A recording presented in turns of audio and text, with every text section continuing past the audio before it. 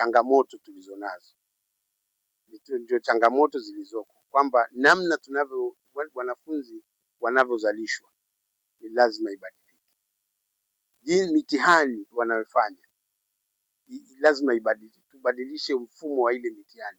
Itatolewa mitihani ya namna gani? Kwa sababu tukiendelea na huu mfumo wa mitihani hii ya kuandika, watakuwa wameingia kwenye internet, wameangalia nani kule. Kwa hiyo kama nilivyosema, kuna fursa kubwa za kutumia akili mnemba, lakini ni changamoto kubwa. Na mimi kwa sababu sio mtaalamu wa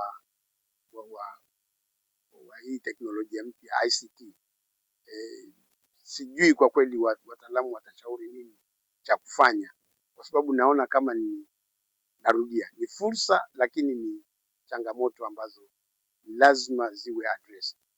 Vinginevyo tunaweza tukashuka na nani ya elimu ikashuka kama haitakuwa. Kwa hiyo mfumo wote wa elimu wa Tanzania, namna wanafanya, nafikiri wanahudumia, wanahakikisha kwamba hiyo kitu inakuwa addressed.